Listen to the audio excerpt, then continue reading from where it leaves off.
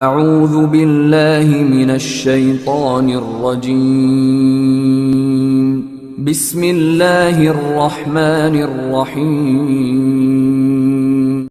أعوذ بالله من الشيطان الرجيم بسم الله الرحمن الرحيم ألف لام ميم را تلك آيات الكتاب والذي أنزل إليك التوراة بالحق ولكن أكثر الناس لا يؤمنون. سورة یوسف بخیر. تمام کوئی اس کی تفسیر آپ نے سنی. یہ سورہ رعد ہے. رعد کیونکہ ایک فرشتے کا نام ہے اور اس فرشتے کا ذکر اس صورت میں ہے، اس اعتبار سے اس صورت کا نام رعد رکھا گیا. نزول کے اعتبار سے 96 نمبر پر ہے. 96 صورت مبارکہ اس سے پہلے نازل ہو چکی ہے اور یہ مدنی صورت ہے. کل 6 فرشتوں کے نام آئے ہیں قرآن مبارک میں. 4 کا ذکر سورہ بقرہ میں ہے. جبرائیل ہے، میکائیل علیہ السلام ہے، ہاروت و ماروت ہے. اور پھر ایک 5واں یہ ہے رعد.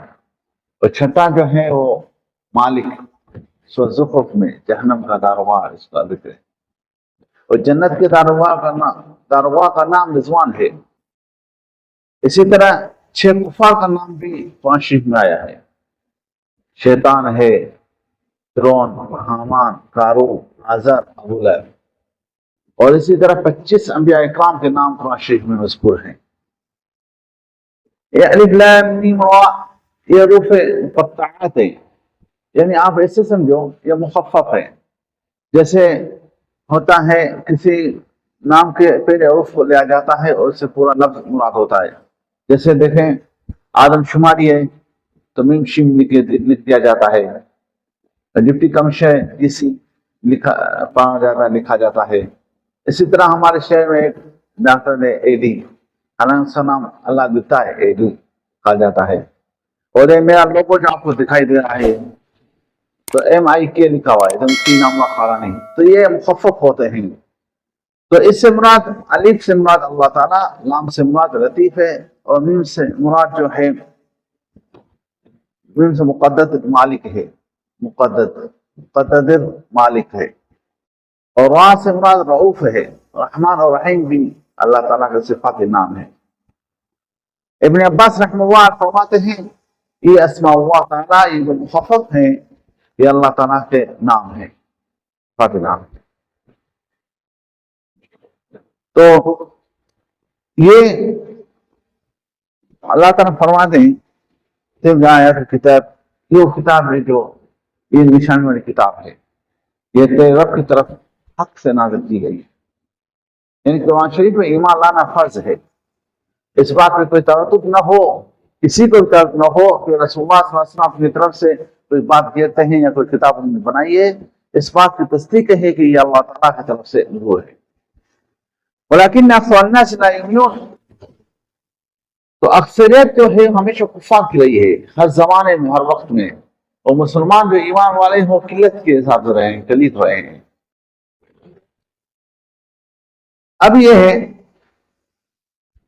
اللہ الذی رفع السماوات بغیر عمد ترونہا، اللہ تعالیٰ اپنی قدرت فرما رہے ہیں، قدرت بتا رہے ہیں کہ انہوں نے آسمان کو بلند کیا اور بغیر عمد، بغیر ستون کے آسمان کو کھڑا کیا.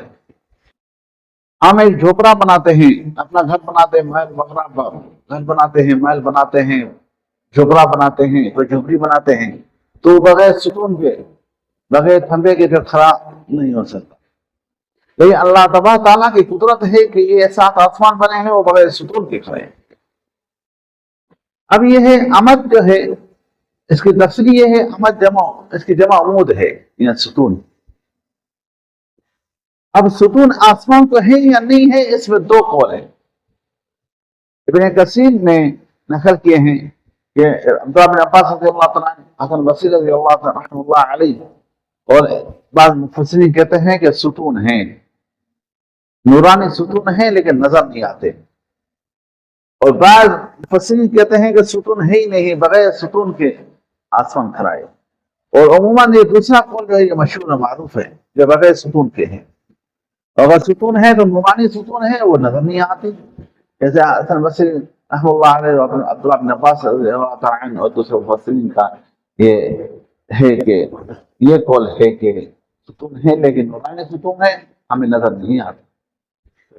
تو تعجب کی بات یہ ہے نا اللہ تعالیٰ کی قدرت ہے کہ بغیر اتنی بلند آسمان کو ہم دیکھتے ہیں وہ ستون بھی کھڑا ہے. تو یہ اللہ تعالیٰ کی وحدانیت کی نشانی ہے.